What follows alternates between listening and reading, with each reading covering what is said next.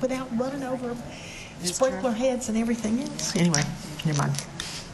Good afternoon, ladies and gentlemen. Today is October 21st, 2014. It is 2:06 p.m. and we're ready to begin the briefing workshop meeting.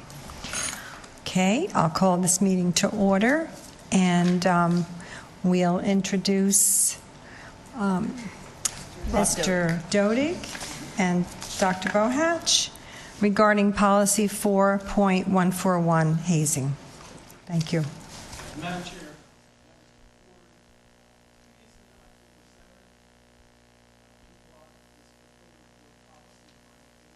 To the board for review and discussion. At that meeting, the board recommended that the proposed policy be applicable to any school in the district and any grade level. And that change has been made on line 12, where it says at any school. If you recall, the statute required 6 through 12, and this board has now expanded that. And in addition, the board expressed a desire to better define what is not prohibited at athletic events or contests and events like that.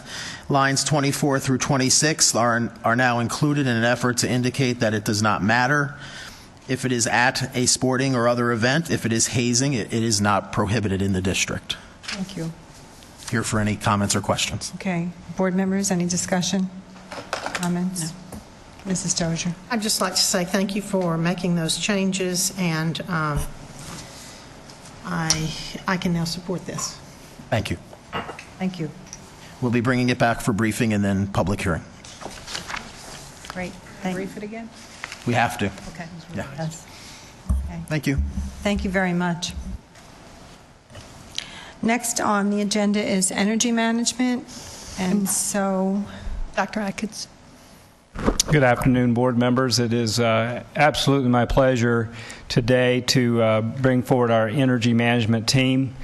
Back in 2009, the district really started to take a strong look at energy management, and in the true spirit of continuous improvement and quality, they continue to make strides that I think that we need to brag about, quite honestly, as a district. Amity Chandler often tells us we're not very good at telling our own story.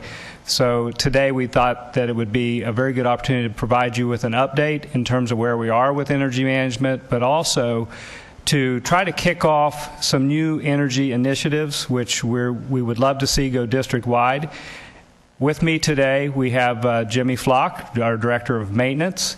We have Bradley Stewart and Barbara Cedino, who both are heavily involved with energy management in our district, and I think you'll be very pleasantly surprised at their efforts. So I'll turn it over to the true stars of this presentation right now.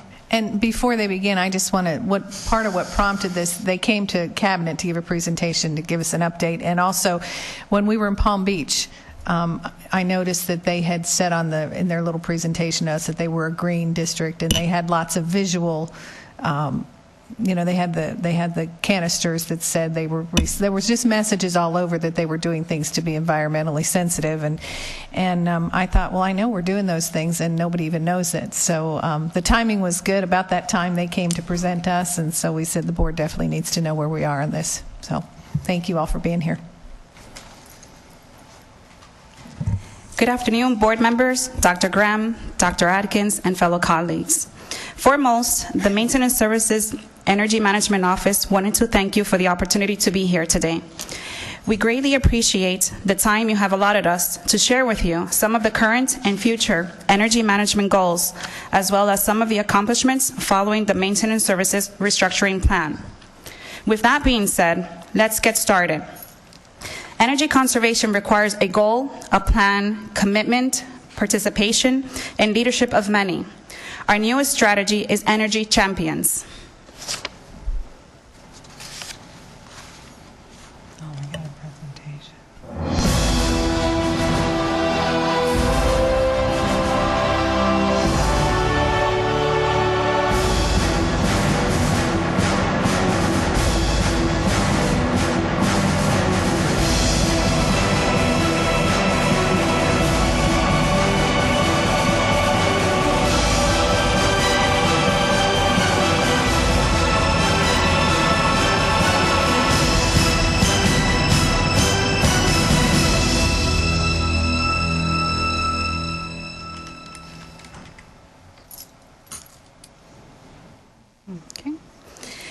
Energy champions will not only help to communicate goals and simple behavioral changes, but they will help to take the energy conservation program to its next level of success.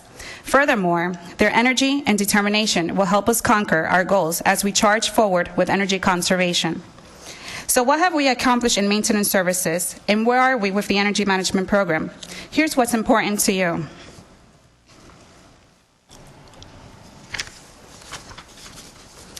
After the implementation of the Maintenance Services Restructuring Plan, the Department's preventive maintenance program has shown an increase in the number of work orders, which is aimed at prolonging the life of equipment and at reducing the number of emergency calls. On this slide, you will see that by taking a proactive approach to preventive maintenance, our total costs associated with unplanned breakdowns and emergencies have been reduced.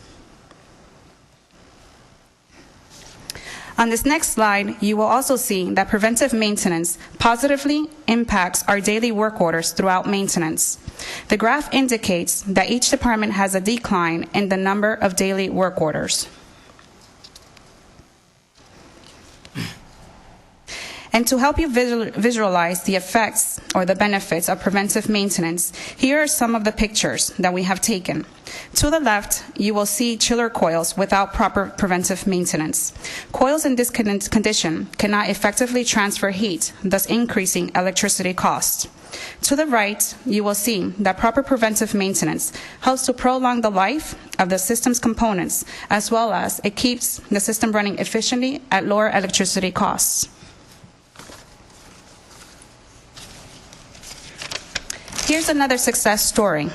Implementation of an effective preventive maintenance program has reduced our contractor costs.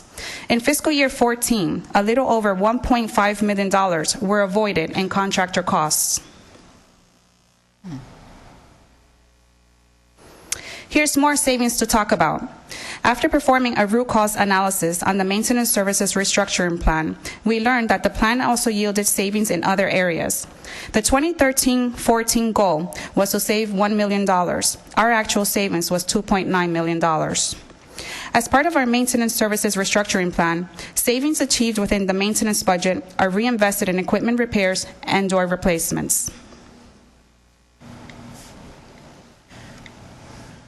So far, everything you have seen is a result of an effective preventive maintenance plan.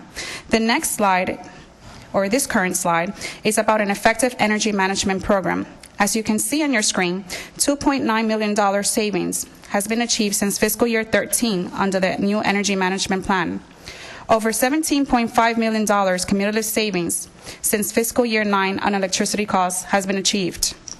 Under Dr. Graham's leadership, $6.3 million, our highest annual cumulative savings, has been achieved. Mrs. Dozier. Did I hear you say a figure since 2009? Yes. What we've saved? What figure did you give for that?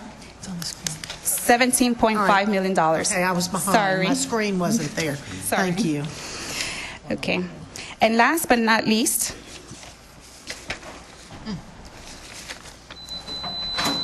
$0.22, the second highest drop in cost per square foot since fiscal year 11.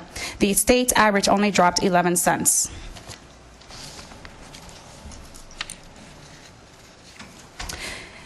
Moving to the next slide.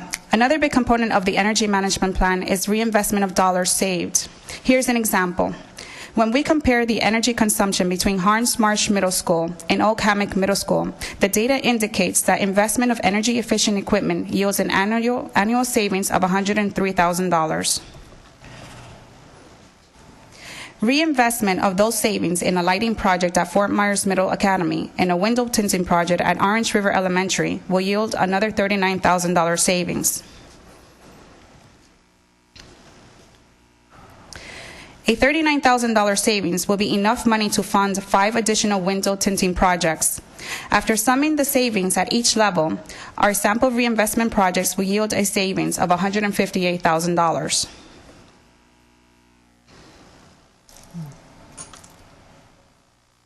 A similar example can be seen with the savings from Tortuga Preserve Elementary. The proactive approach to installing energy-efficient chillers at Tortuga Preserve indicates a $70,000 savings.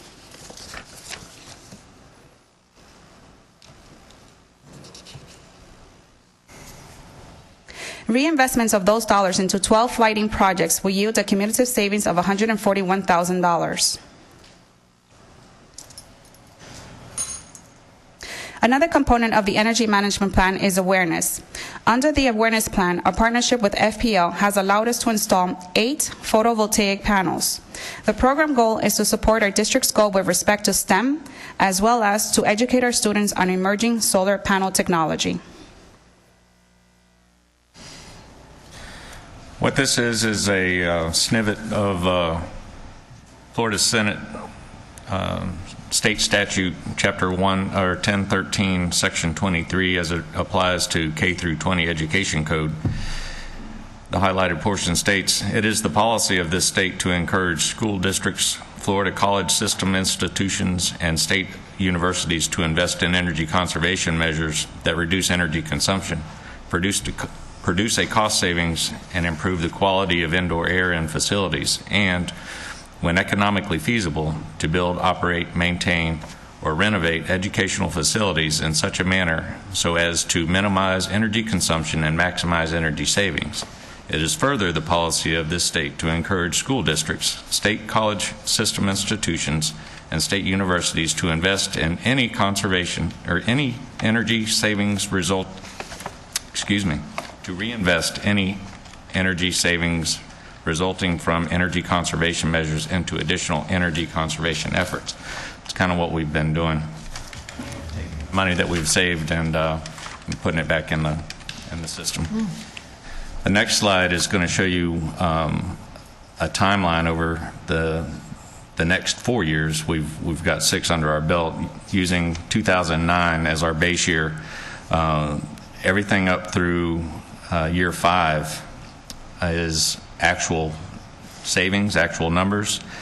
Years 6 through 10 are estimates, and you'll notice that we kind of flatten out around years 8, 9, and 10, and that was done on a conservative standpoint because we are going to be adding square footage to the district, changes in energy costs, etc. So as we get closer to those years, we'll be able to better come up with a better estimate on savings. Anyway, based on 2009 expenditures, we will end up avoiding about $57 million through this energy plan based on 2009. We do this not only by replacing equipment, but also maintaining a comfortable environment for our occupants. There's a lot of districts that just turn the equipment off after the bell, and the custodial staff remains somewhat comfortable, as it's stated.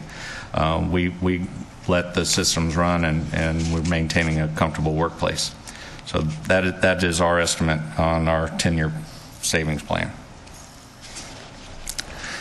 As we get better at bragging on ourselves, this is what an article in the news press could look like. Where we've saved $2.9 million this past year.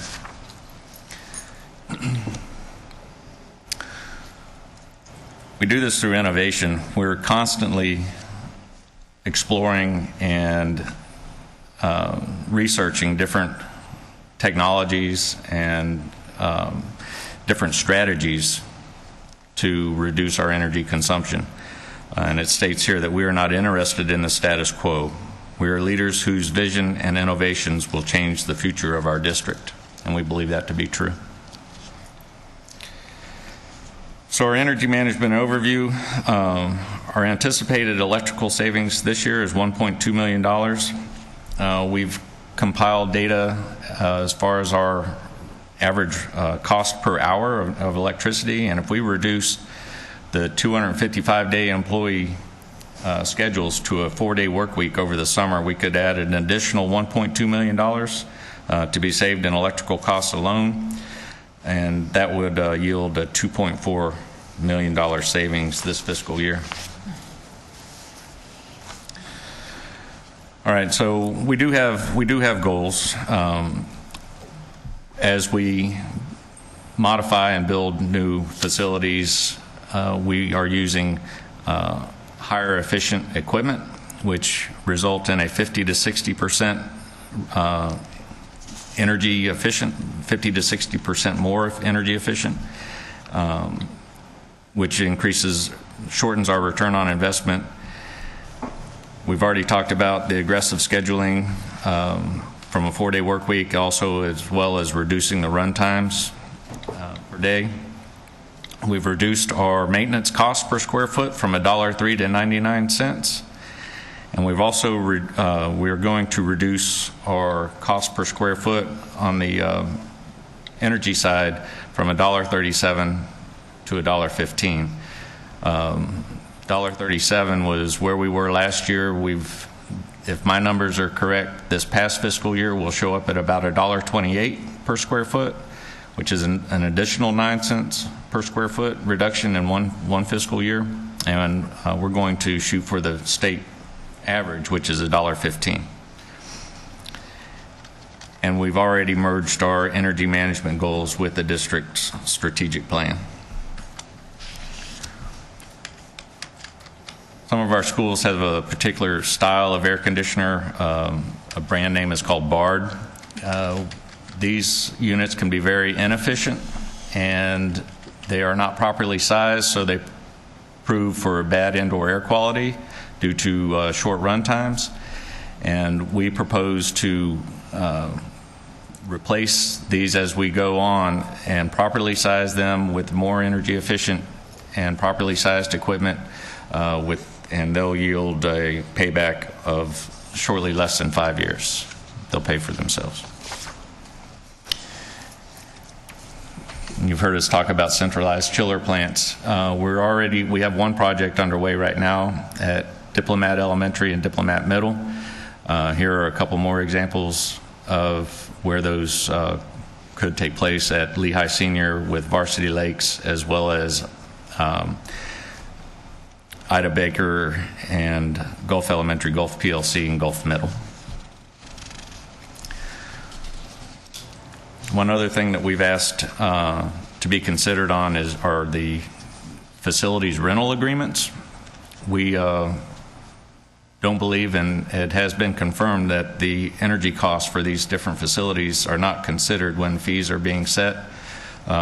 We have no objection to anybody using our facilities, but we would like them to at least cover our costs incurred.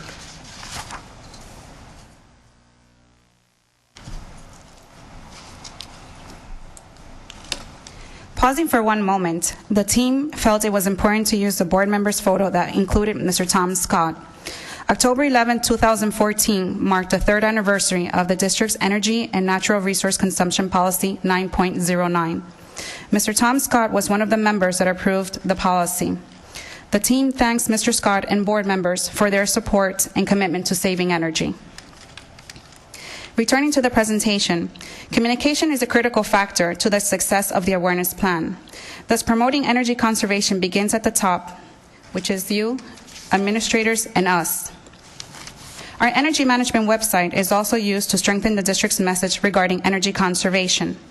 As we move forward, monthly slogans, the facility report card, reminders on upcoming holidays and events, as well as quarterly updates to the board will keep the momentum going. And I just want to exit out of the presentation for a second because I wanted to share the facility report card with you. Here's an example of Tice Elementary School. This facility, year to date, has had a reduction of 46.72% in their kilowatt hours. So the work that has been done there is phenomenal, and the results show that efficient equipment does have potential savings and can save us a lot of dollars.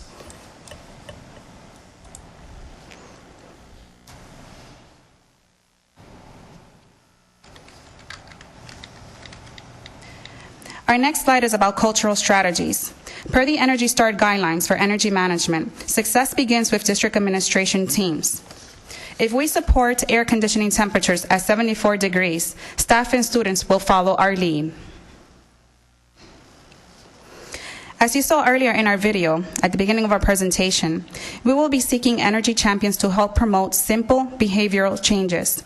We will also continue to work with the environmental education team to promote energy management, and conservation of natural resources.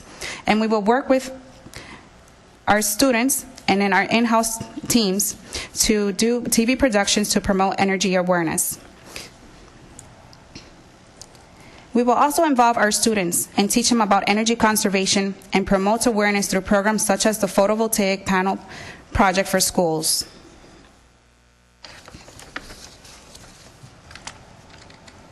On our next slide, we have a clip of our timeline, which includes some of the detailed components we have reviewed today. Per our timeline, we're already working on preventive maintenance work orders. We are working with our district's communication department to develop a new communications plan for the program. We've made a presentation to Cabinet. We're trending our consumption for fiscal year 15. An implementation, as Brad said earlier, of the centralized chiller plant at Diplomat Elementary and Middle School is already underway. Our next step includes today's presentation. It's also about moving forward with our district's energy management plan in order to continue saving district and taxpayer dollars.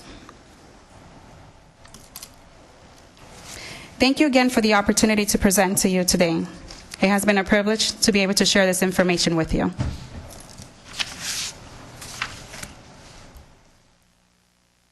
Thank you very much.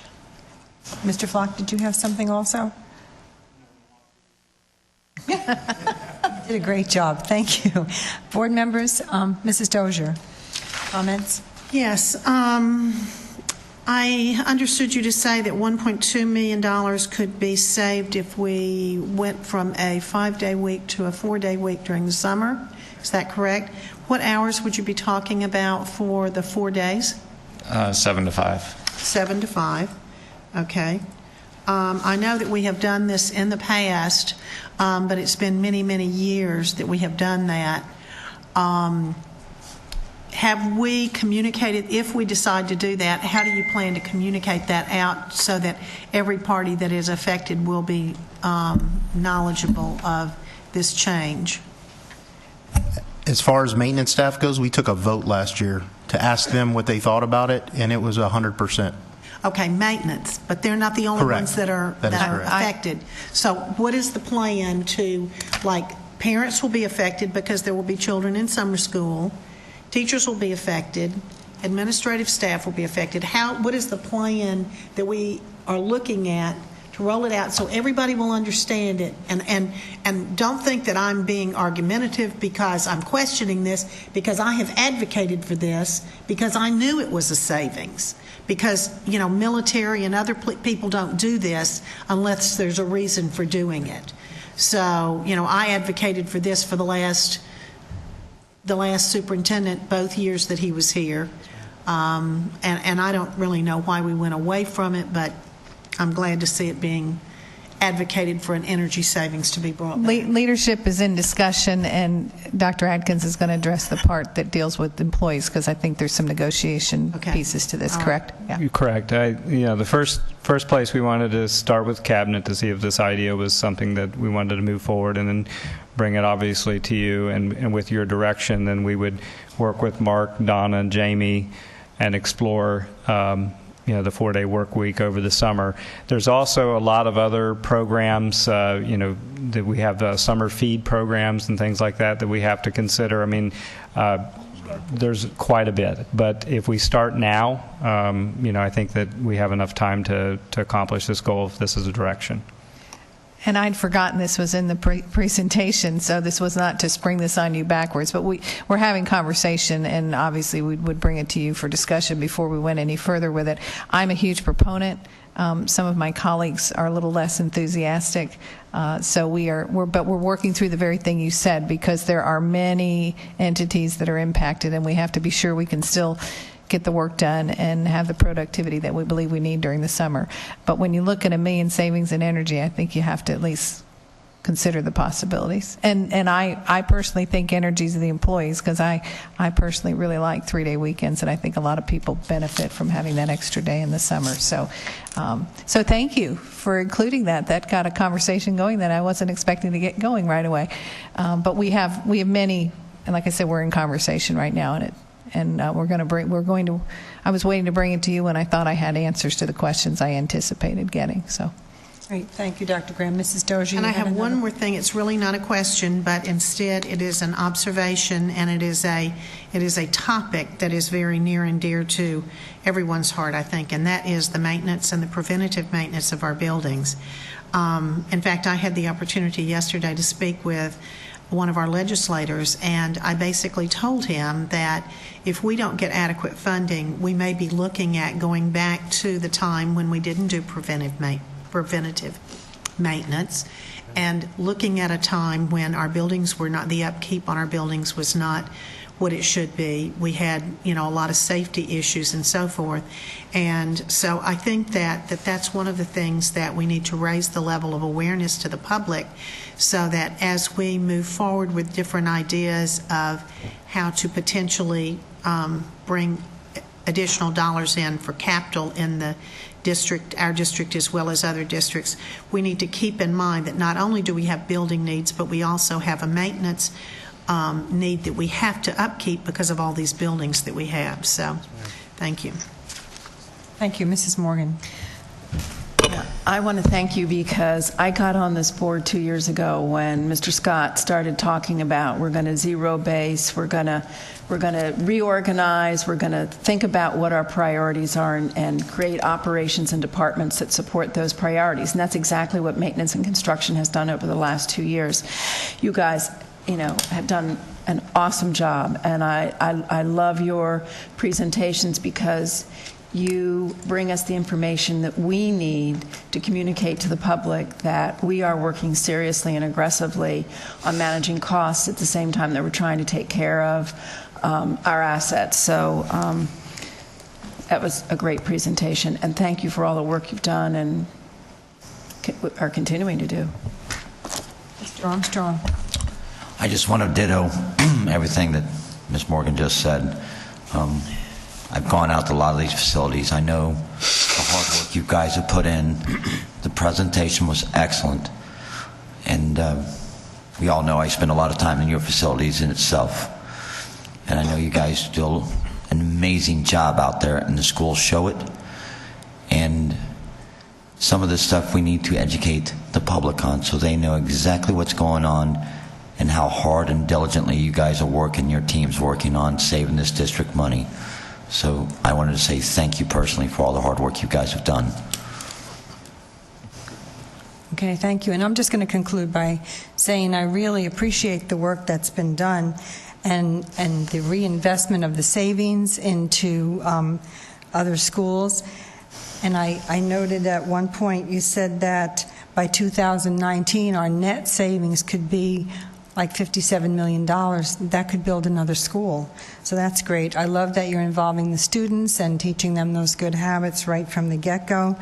And I do want to say that recently I had an opportunity to meet with some new residents to the area, and they had gone around and looked at some schools, and they were amazed at the wonderful condition of our schools. So kudos to you guys for keeping them that way, and thank you.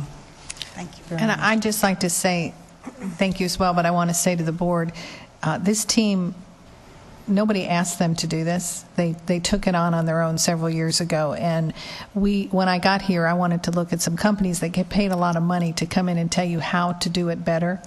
And their request was, actually, Dr. Adkins came to me and said, could you just hold off? And I said, I know we can save money. Would you just hold off until they come and present? And their challenge is, they said, we don't mind if someone else comes in to see, but we want to do everything we can possibly do and then let them see, because then they'll be giving us real information we can't figure out for ourselves. So we have a tremendous resource in these folks, and as a district, I know you all are grateful as a board, I'm grateful as a superintendent, but our community needs to be grateful for the expertise that they're willing to share with us. So thank you very much. Right, and this is another example of the wealth of resources that we have in our employees. So again, thank you for that. That's an additional savings, not having to contract with someone else. Thank you.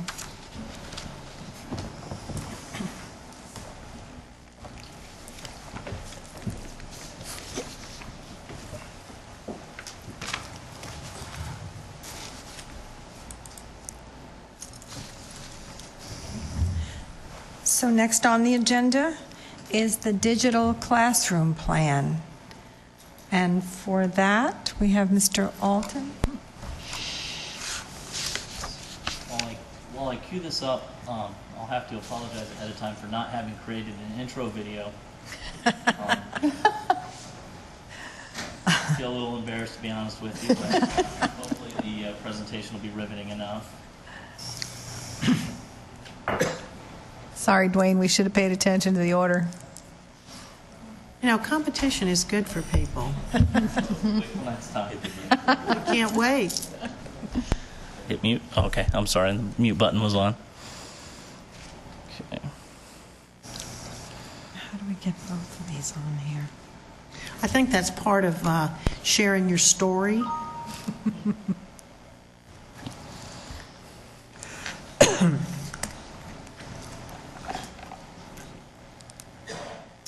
Okay, so I'm here today to talk to you about the digital classroom plan, and you might notice a little bit of deja vu. We often come to you for approval of a variety of plans, including a recent plan for network infrastructure and the district-wide technology plan, and these are actually all different documents that seem very similar when we bring them to you. And the reason for that is because most of these things are tied to a statutory requirement for funding or for to receive grant funding. So I apologize if it seems like we continuously send you documents that are very similar and ask you to approve something that's almost identical multiple times, but we have to do that in order to receive funding from the state for certain categorical funds. And so to give you a background on what the DCP plan is the program was established by the state of Florida as a statutory requirement to ensure that districts were investing in the transition from paper and textbook teaching to electronic content. And so what they did is essentially they took part of the funding for that and they tied it to us submitting a plan of how we're going to use the funding that they provide, not really as a categorical, it actually comes through as part of our FEFP, but we have to identify how we're going to use those funds before we can spend them. Okay?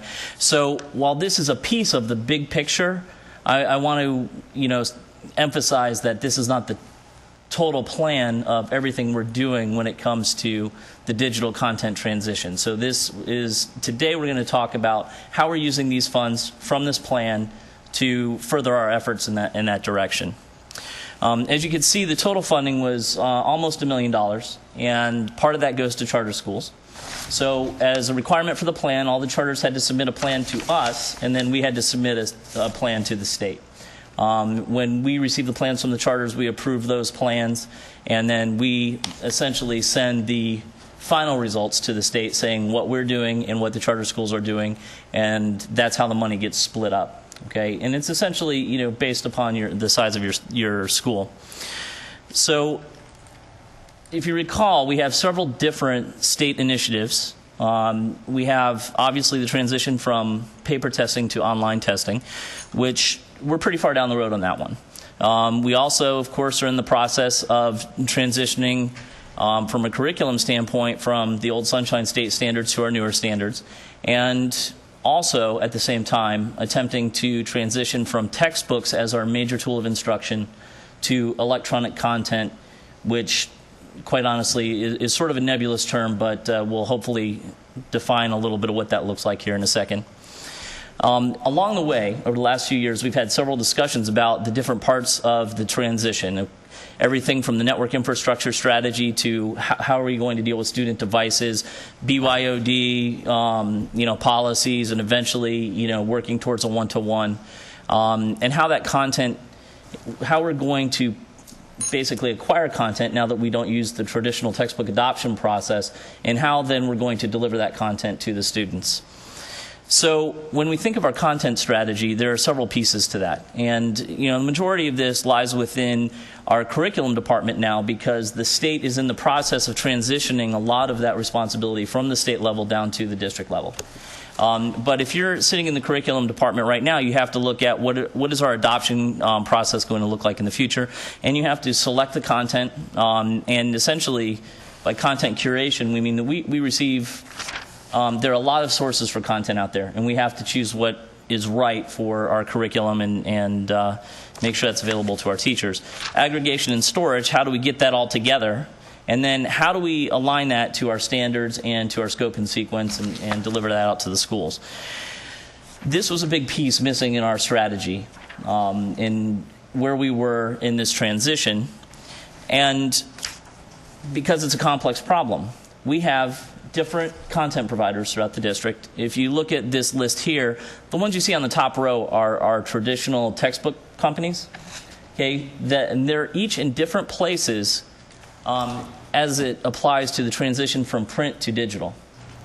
Some of them are simply providing an electronic copy of a book. Some of them are providing individual objects. So they're all in different places. And then, of course, you have a variety of other companies that may not have been considered textbook companies in the past, but are certainly potential content providers for a different model, where we're not going to have one huge linear chunk of information.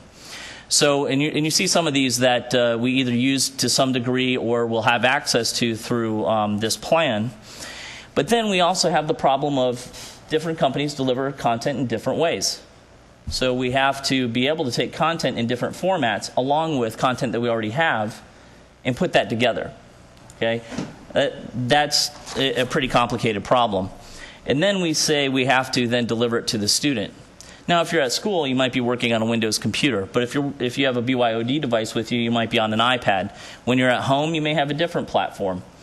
You could be using a traditional laptop. You could be using a tablet. You could be using a phone. And so the ability to take content from a large number of providers in a large number of formats and deliver it to pretty much any device was the big, it was our biggest challenge. So we have actually been working with some companies, and we've been researching over the last couple of years. And as you know, we've been meeting with several companies, and they tackled that problem. There's a company out there that's tackled that problem. But then we have the problem of we need to be able to deliver that content no matter where the student is, which from a technical perspective just means having internet connection. However, from a licensing perspective, that could be different. We can be licensed by some companies to present their content while the student's at school, but not allowed to present that content when they're at home. So we have to then figure out how are we going to deal with rights management that comes along with software and content. So that, again, adds another layer to the complexity. So the solution that we're recommending for purchase is a product called Safari Montage.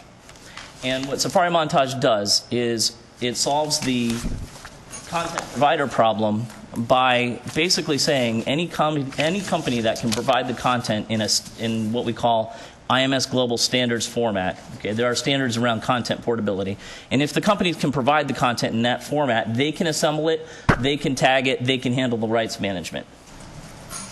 Then they say, okay, it doesn't matter what video format you used, because if you use one that's not compatible with this other device, we're going to transcode it in real time. So you might have provided a video that works on a computer, but we need it to work on an iPad. So we're going to convert that when the person goes to view the video, right? So think of that as like how YouTube does it. When you upload a video to YouTube, you upload it in whatever format you have. They convert it to the various formats to deliver it to different types of devices, and that's what Safari Montage does. The other thing it can do is through its rights management system, we can identify whether you're on our network, whether you're off our network, and who you are, so that we can assemble the appropriate content for that user for the proper device where they're viewing that wherever they're viewing that content. So our recommendation and our plan for this, for the funding that we're receiving through this this program, is to make the purchase of Safari Montage so that we can spend this year preparing and getting the infrastructure, the Safari infrastructure in place in order to be prepared for really getting into more digital learning objects in earnest next school year. Now, what that involves is it involves some servers down here in the district office and the data center. It also involves servers to be deployed within all the schools. So we anticipate that we would have the central setup configured, and which, by the way, also allows the curriculum department to start working on it within 30 days of the PO being cut, give or take for vacation times, things like that, with winter break coming, and that we would complete all of the school installs by the end of the school year.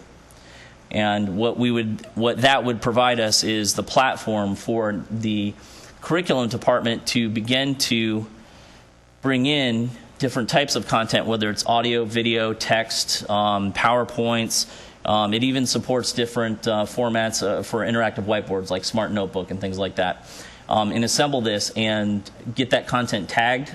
And what tagging means is basically when you search, you want to say, hey, I'm trying to find an activity for my student of this grade level to teach this concept, okay, aligned to this standard. And that's what tagging is. Tagging is essentially taking that information and making sure we're aligning it so that when a teacher goes to build an activity, that information is easily searchable, available, and it aligns properly to what we are supposed to be teaching for that grade level and subject area.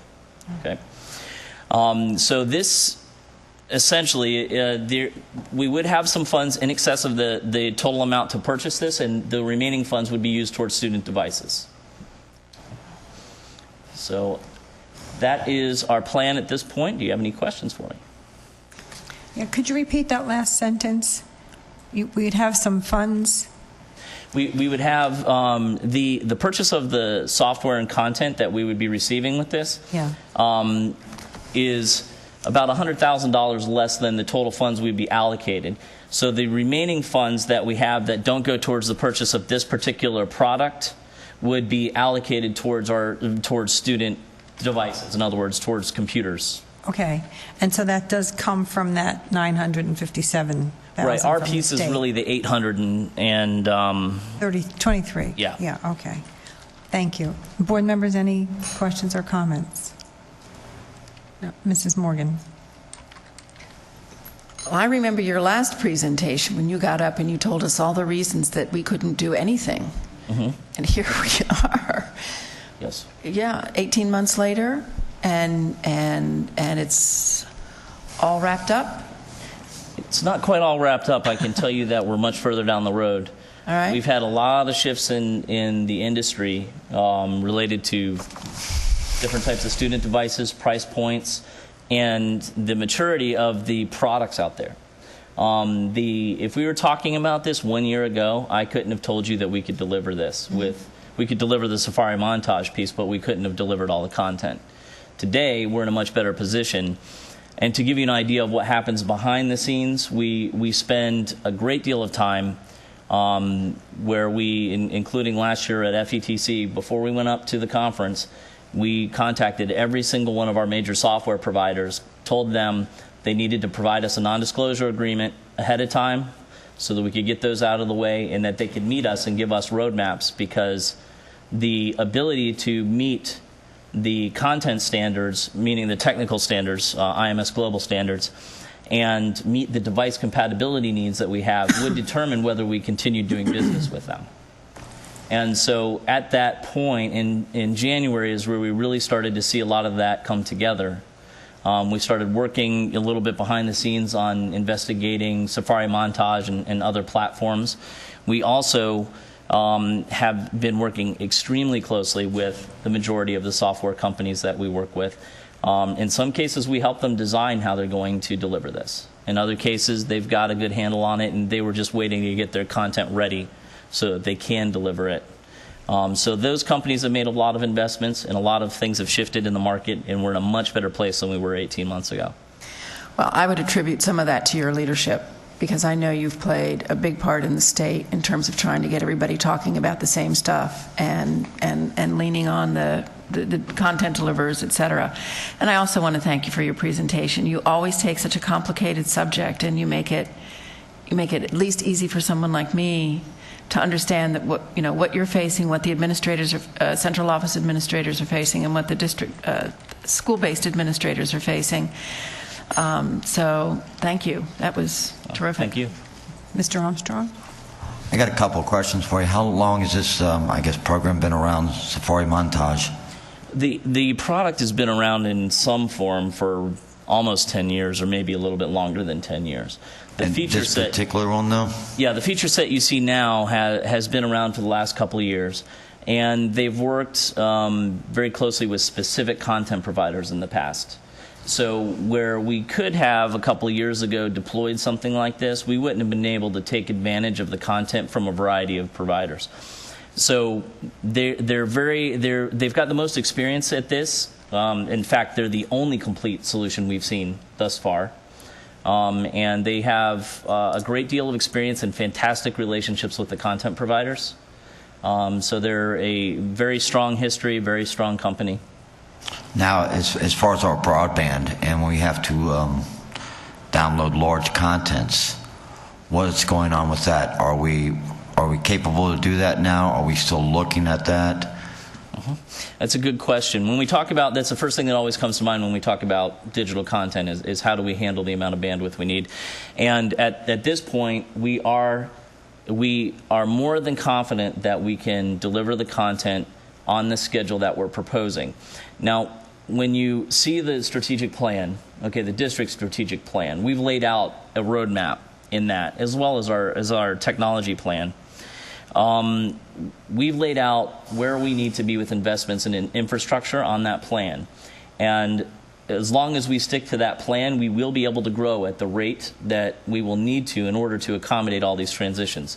So today we're in a good spot. Our total internet bandwidth utilization averages around 55%. So that's how much of our capacity we're using.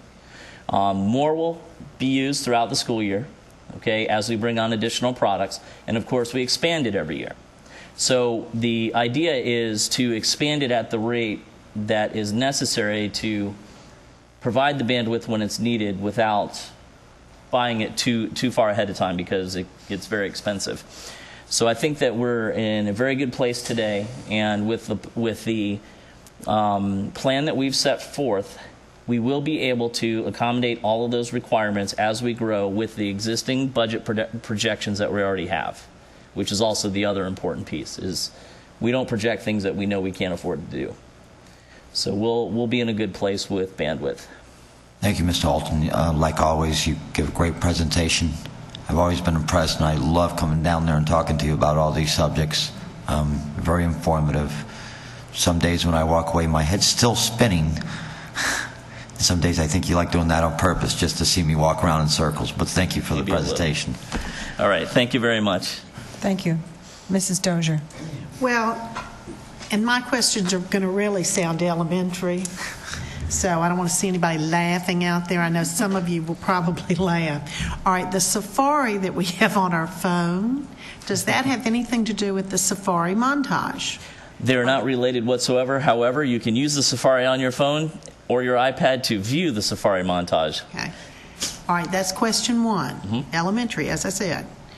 Okay, so now when we are using our computers and maybe there's some file that somebody has sent us and it tells us that we've got to download something in order to view that file, with putting Safari Montage in place, will that eliminate the need for us to have to download these different programs in order to be able, because there are certain departments here in the district that send stuff and I can't open it. And I'll send it back to the office and I'll say, please open this, copy and paste it into a file. I can't open it. Right. So explain that to me. Okay, so the Safari Montage is really meant for hosting our instructional content. So if somebody were to put the content in there, yeah, you could view it in different formats. But the everyday operational issue of people sending files that you may not be able to open is something that we're actually trying to work behind the scenes with departments on, because we do have some that use, for example, if you're in construction, you send an AutoCAD file to most people, they don't have AutoCAD on their computers. So we're still working. That's really more of a training issue with, not to pick on construction because they don't just email AutoCAD files, but as an example. So I see Reggie over there. So yeah, we're still working. That's more of a training issue than it is a compatibility issue. But we will tackle that for you. It just won't. Safari Montage isn't going to fix that automatically, because you want to think of Safari Montage sort of like YouTube. Somebody puts the content in there and then it can deliver it to everyone, but somebody has to put that there before you can access it. Yeah. So if somebody were to do that with a video, absolutely, that would fix the problem of Okay. you not being able to see the video. Okay, all right. So, again, that goes back to training. We need to make sure that everybody realizes they have this availability. They need to use it so that it will be user-friendly for everybody else, like the dummies like me. You know, I wrote the first dummy on computers person. You know, they wrote that because of me. So, and I don't mind letting everybody know that I am technologically challenged, but I learn more every day. When I see this total funding down here, now are you saying that this is the total funding for the presentation, the Safari Montage? Is that what you're telling us? This is the total funding provided that's earmarked for the digital content plan. In other words, we submit this plan to the state, this is how much funding we're getting. Okay. Now, the 133 is not for Safari Montage. The charter schools implement their own plans. That's what I was going to ask, and that's strictly earmarked for charter schools. It's correct. So what they will do is, they're not participating in our program. Right. We're just the agent to approve their plans, and then they're free to do their own, go their own direction. Okay. But we don't have any authority. Once their plan has been approved, then they're on their own. We don't have any authority over that, and we don't have any responsibility of maintenance and maintaining their plan, correct? Correct. Okay. All right. Good job. I can't wait to see your introduction to your presentation next time. Good job. Thank you. Thank you, Mr. Alton. Right, Great thank job. you. Dwayne, one question. Is the document that's attached to the agenda, is that what we sent to the state as our plan? It is. That, and I believe that template was built by the state. Right, okay. So essentially it was one they provided, we filled in the information. I just wanted to be sure you all knew what you had. Okay, somebody's messing with me right now. So then I have a question for you, Dr. Graham. This document that was attached to the agenda, the district digital classroom plan that was sent by our staff to the state. So what's the ultimate goal here? The ultimate goal is that we are able to provide a technology-driven resource for all students and staff to work from. Okay. When it comes to academics. And that's for academic instruction and or for testing? I mean, is that... You want to address... Yes, the plan, Okay. as the plan is crafted and as we're applying the funding, it's for instructional use. Okay. This does not specifically address anything related to assessment, although in the document we often have to put where we are relative to the requirements for assessment. I see that. And bandwidth. That's because we have to demonstrate, even though they don't dictate how we're using the money, we have to demonstrate that we are moving in all of our strategies, network infrastructure, ability to handle testing, in order for the money to be released to us. So that's essentially background information for the state of Florida, again. Okay. Okay. So when they're referring to student performance outcomes, which are measured by the testing, that's why that's included in there?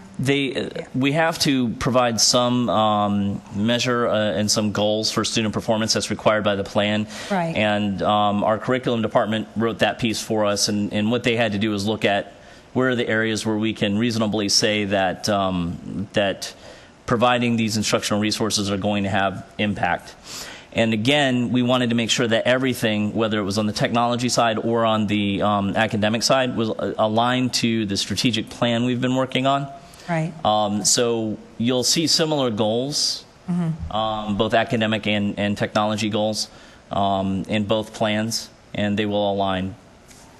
Okay, and then in where the part where it says Part D, digital tools implementation, where the estimated cost in there is that, and that's That's what you're talking about, the money that comes from, the money allocated from the state that leaves us 100,000 or more excess. Right. Okay. So the way that's structured is we have to say how much we're spending on this system, and then the rest of the money going towards student technology. And then, of course, that can change if we want it to. That's at the district's discretion once the project's approved. Okay, great. Thank you very much. You're welcome.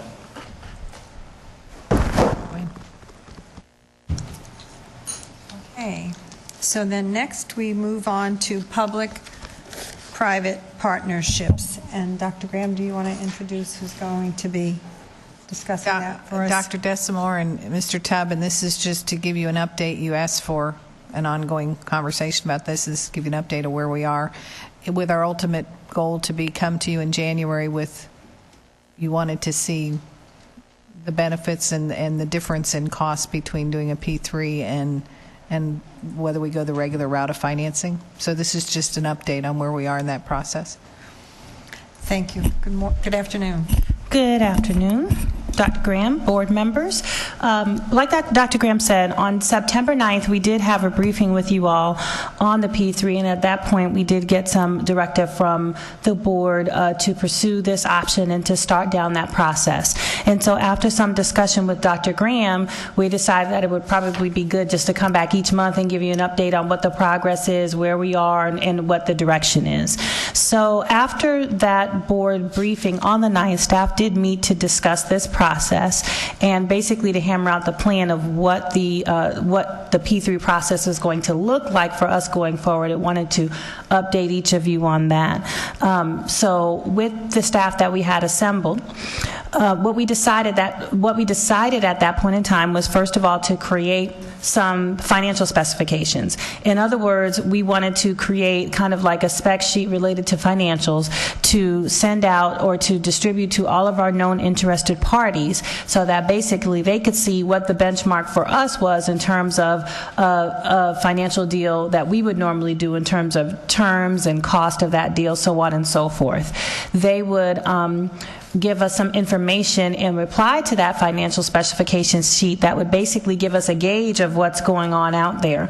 What would the cost and terms look like? Can they beat what we typically would do, or can they not do that? And then at that point we know that we're looking at something that may be more expensive than what our typical deal would look like. So we're looking for some additional value then that comes with that additional cost, if that makes sense. So of course it will be sent out to all of the known interested parties that we have at this time. Of course, it wouldn't be everyone that might respond to our P3 RFP when we put it out there, but at least it would give us some indication of what's out there, and it would probably be a pretty good indicator of what we're going to get in the market as we release that RFP itself. So we're in the process of getting those financial specifications together with our financial advisor, which is Jerry Ford, that was here discussing with us last time, and we expect that those will go out sometime this week. In addition, we have to create our group of consultants that we will work with on the creation and the evaluation of the RFP. This whole public-private partnership arrangement, agreement, rules and regulations, how we write an RFP and what we're looking for is very, very different than anything that we've ever done before. And so we feel like we need some additional expertise to help us craft that RFP and evaluate it. And so we are looking for part of the work that we'll do as a district is to look for those and hire on those additional consultants that will help us within the evaluation process. Now that piece, well, the whole entire process actually is not very cheap. So and that's why in the statute they actually do give you some latitude to charge people a fee for a submission of a proposal, and that fee, as we draft it, should be enough to cover what we feel will be the cost of going through the RFP process. So we're in the process of doing that as well. And then once we work with our consultants to craft and evaluate an RFP, we'll be considering within that process what the scope of our options are, how we will write the RFP in terms of whether we're talking about a design build or a design build maintain, and all of our consultants that we work with will help us in that process. We currently have on our team, I guess, so to speak, we've worked with Mr. Ford up to this point in order to help us craft the financial specifications, and he would, we anticipate, be with us in terms of the financial side, but then also there's other pieces to that as well. There's a construction expertise that we would need, and there's a technical expertise that we would need in terms of crafting the RFP in general, and then helping us to evaluate some of the different aspects of the RFP that we are not used to seeing before in a unique proposal. So we're looking for those consultants now that will help us do that. And then we had decided, like I said, with a conversation with Dr. Graham, that we would come back to the board every month and update you on where that process was. So when we come back at the end of, well, it won't be the end of November, maybe it'll be the beginning of December then, potentially come back with where we are, and at that point I anticipate that we will have all the responses back from our financial specifications, and we'll be well into the drafting of what the RFP will look like. So at this point, I will take any questions. Board members, any questions? I think I have a question, okay. What is the estimated costs for the assistance, the technical assistance and the assistance with the RFP? Any consultants? That is a good question, and at this point we are unsure of what that will look like. We need to, before we put out the RFP, we need to have a pretty solid estimation of that, because in the RFP, in the specifications, I would imagine any responder would need to know what fee we're charging for their submission of the proposal. So we don't have the answer to that question yet, but we'll be working on the answer to that question and need to have it before we put out the RFP, so that people know what the fee is that goes along with that. Right, so then the fee would be designed to offset the cost of yes, us doing the RFP process with all of that assistance. Yes, that is the end goal. Yes, that's right. Okay. And so, like, when would that be part of, I mean, do you have to get quotes from the consultants before you can estimate that, or? Right, exactly right. And Mr. Mark may want to weigh in on this piece, but one of the things that we had talked about in terms of the procurement of the actual consultant services, which would be an exempt service as far as an RFP is concerned, we have to get, finalize who our group of consultants are, and then figure out what service each of them will be providing us, how long we want that service, how much time we anticipate that to be, and then based on their fees and things that they're going to charge us, that's where we're going to come up with the estimate of, okay, so how much will this cost us in total, and then therefore how much will each respondent need to pay for the submission of their RFP proposal. Thank you. Mm-hmm. Any other questions or comments, board members? Mrs. Dozier. So are you looking at hiring a consulting group? Are you looking at hiring different people and putting a group together ourselves? What do you see the end result looking like? I see the end result looking like hiring different people for different services. Now, whether it would be, and you're saying a consulting group, I'm not sure what necessarily that may mean, because it could be a consulting group that we hire, but we hire them to perform one specific service for us or look at one specific aspect of the RFP. But because there are different areas of expertise that we're going to need to tap into, I see us tapping into different individuals or different parties in order to do that. Okay. It's my understanding from the numerous meetings that I've had with different people on this business that there are actually groups out there that are consultants that have in-house, they have somebody that looks over the whole process. Mm-hmm. And you wouldn't be hiring one individual to look at this process or this part of it, one person to look at this part of it, but instead you would be looking at one group that would basically look over the whole thing. Have you discounted that? No, not at all. We have not discounted anything yet. We're still working to try to get all of our consultants in place, so we've discounted nothing. Okay. We have one unsolicited proposal at this point that they've presented themselves as a management group that wants to do it from start to finish, but also would want to be part of when we actually start building. So it's possible to take a proposal like that and contact them and say, well, for where we are right now, you could help us with this part. I think that's what Amy's saying. They have they're claiming multiple areas of expertise. And so we could say, yeah, for this first portion, what we need from you would be the expertise in analyzing an RFP over the construction piece, or what does the language need to be when it comes around the financing. So I'm confident they're not the only group that could make such a proposal. They just happen to be the first one that we've received. So we've looked at that and have talked briefly about, is there something in this that we could use for the step we're at right now?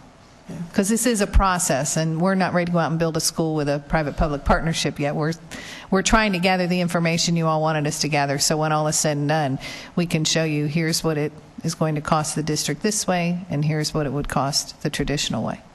So does that answer your question a little bit? Yes. Okay. Thank you. So in terms of currently the time and staff hours and the cost of this research, what are we looking at now out of our operating fund?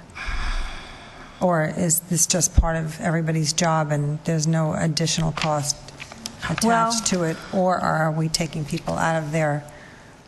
Well, at this point, I mean, we have a lot of people on staff that are working to find out additional information about this and put all the pieces to the puzzle together that we're going to need to make this proposal happen. I mean, you have people from the construction area and maintenance, people from planning area, people from procurement, people from budget shop and finance, and as well as our current financial advisors. So there are quite a few people in this right now putting some time in order to understand exactly what we have to do. And then in terms of the creation and the evaluation of the actual proposals, which is where the really hard part comes in as far as the amount of time that it's going to take to do all of that, because it's a very different process for us. I mean, it will be It is extensive and time-consuming, and therefore a very expensive process, which is why they put that provision in statute in place that you're able to charge a fee for the submittal of the proposal.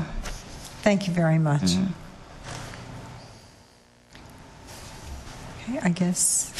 So we'll be back sometime when we schedule it, but whenever the superintendent would like to put it on the briefing so that we can give you the update on the next steps that we have taken then. Okay, thank you. And before you leave, Mrs. Dozier has another question. This question is not really for either of these two, but instead it is for Mr. Snell, and that would be, I know we've talked about how long we have before we need to get the spade to the ground to have that school online when we project that we have the students that will fill that school up.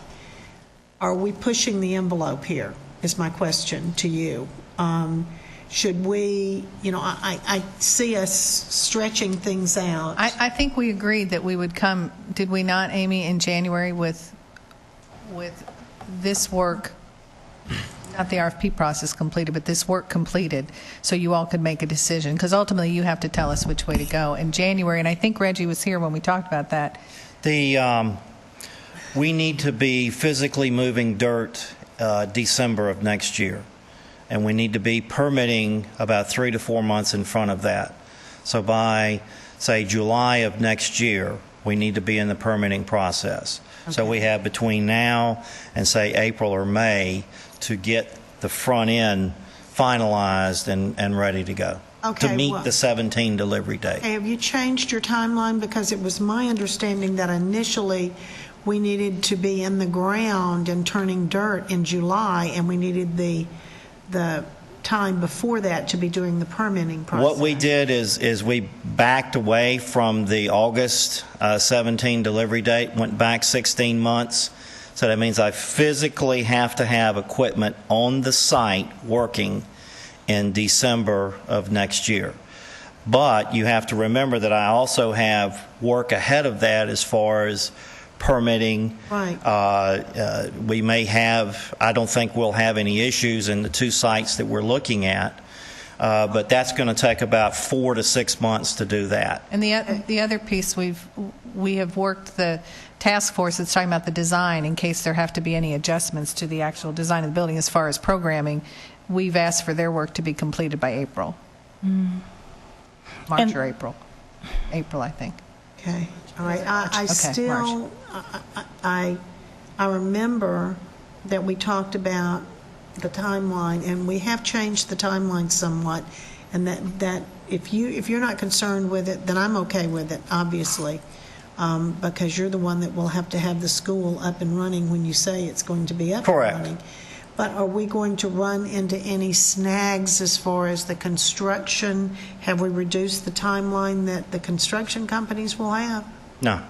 Okay. If we start in December, if we have average or mediocre weather, we can still do it in 16 months. If we have good weather with no hurricanes or any other events like that, it could be done in 14, but we plan for 16 for a high school.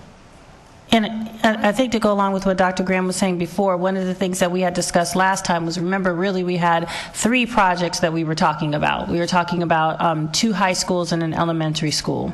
And that as we got more into the process, we would come back to you and evaluate timelines and determine where are we. Is it realistic to have possibly a different, if we're desirous of it, a different structure for constructing a building such as a P3? And are we able, according to the timeline, to do it for the first school, or are we going to go of a more traditional route and then do that for the second and the third school, or so we had some additional options that we said we were going to come back and discuss as we got further into what the process was.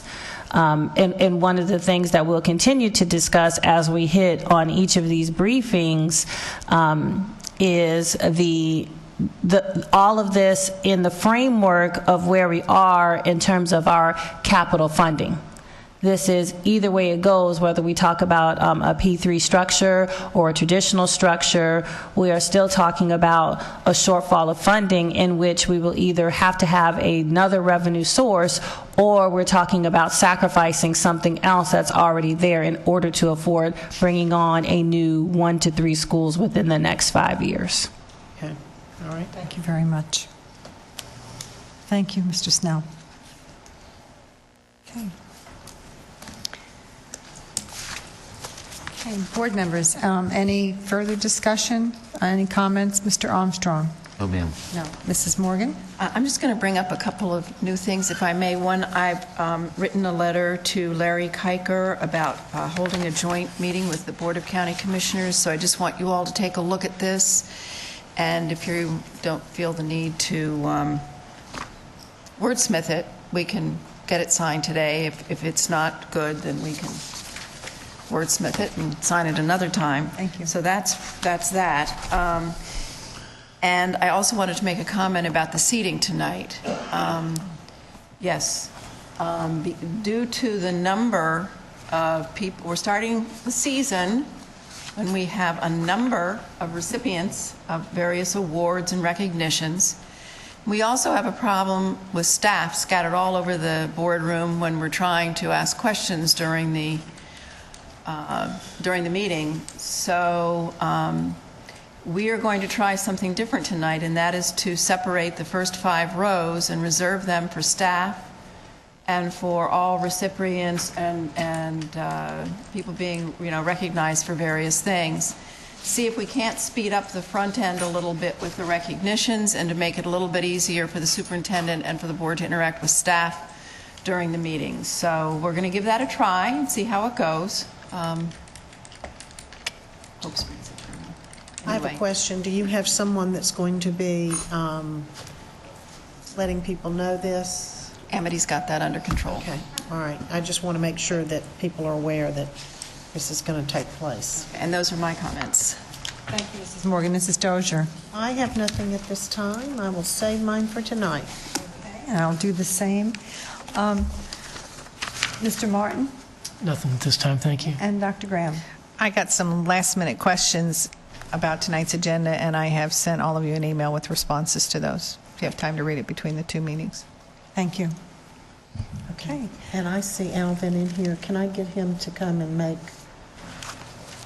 Ms. Dozier needs you in her office. Oh, okay. She's the one who learns on a need-to-know basis. Seeing no other business, this meeting is adjourned.